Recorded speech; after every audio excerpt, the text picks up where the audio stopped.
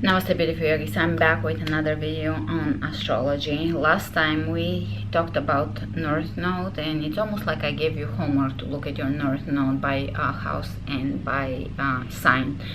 And today I want to talk about Pluto. Pluto is one area of the astrology chart that also deals with the soul and with your purpose, and it's also wildly misunderstood.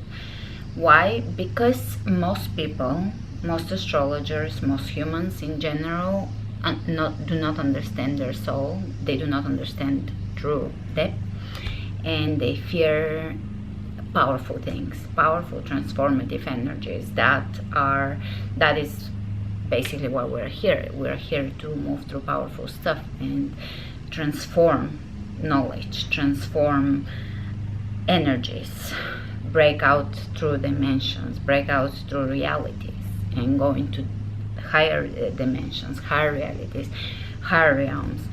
And Pluto is that part in your chart that indicates where that is for you, where that transformative energy is for you.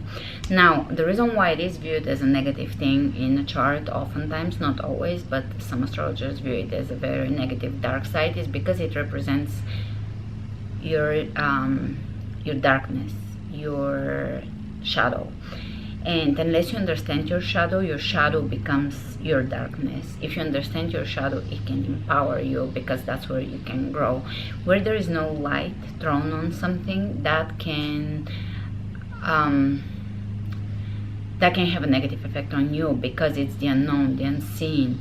And Pluto represents then that, the unseen, the underworld, the dark, the transformative, the regenerative, the transformation through death, and the obsessive, the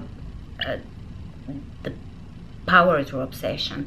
Now, that is when it's not harnessed. Obviously, Pluto to me, it's a very, very, very powerful placement in your chart. It's basically represents your soul's true desires while you're here. But if you don't harness them, it becomes something dark and negative, because that's how life goes. Unless you become aware and awaken, things possess you. You don't understand them. When you're not aware of things, they become your crutches. They can hold your soul from growing, because you're not throwing light on them. All right. And so this part of your chart where Pluto is shown, it indicates where you can transform, so that you can awaken so you can break out of certain dimension you're into the next dimension. You need to go the next reality, the next paradigm. It's your paradigm shift. It's your breaking out of a paradigm area in your chart on a deeper level, not just this life level. This is a work of lifetimes, or of a long time for your soul. So that's why a Pluto placement is important. Now, you can't just look at your chart and understand it.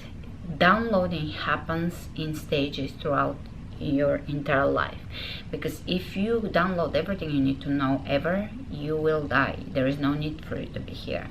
So everything, you will have to meditate on your chart forever, and as you see new things in your chart, that's when you're awakened to see new things. You're not gonna see things you're not ready to see. You're only gonna see things as you can go. In astrology, there is one very dangerous thing that I see most astrologers fall into, and humans in general, is dualism. This is bad, this is good. None of that. There is nothing bad in anybody's chart. Nothing is bad, but what makes it bad is how asleep the soul is. If you're asleep, everything is bad. Everything will be bad, because you're just not aware, not awakened, not able to use the light side of planets, the light side of energy. You're not able to grow, to transform, to regenerate. I love Pluto because I have a strong Plutonian side, and because Pluto is a strong theme in my chart. And I actually will show you my chart and show you things that are traditionally read as negative, how powerful and transformative they can be. For example, my Pluto is in my 6th. This camera. My Pluto is in my 6th house of healing, And that's where through healing, because I have a teacher's chart as well, I can teach healing, and through me healing myself, I can go from one dimension into my next, or I can break out of certain areas of consciousness into the next level of consciousness. And because my Pluto is squaring my moon, and the moon is my in my 9th house on my medium quality, that has part of my chart, the most visible part of my chart, where my career falls as a teacher, because it's in 9th, spirituality, religion, spirituality, belief system. So my Pluto periodically, when I go through transits, breaks down everything I believe in. And I believe this to be the most powerful part of my chart, because I know that if I don't break down all my beliefs, I become dogmatic and stuck. I don't go into the next level, next area for me. And even if I rediscover the same, I'm rediscovering it from my heart, from my soul. I didn't read it in a book, I downloaded it, or I tapped into that information also the way it was tapped into. So I'm finding within myself through periodic death, periodic regeneration and growth. So that's why Pluto has been very powerful for me. It indicates your soul's path. And I will, one of you was so kind to tell me how to shoot a video from my screen top.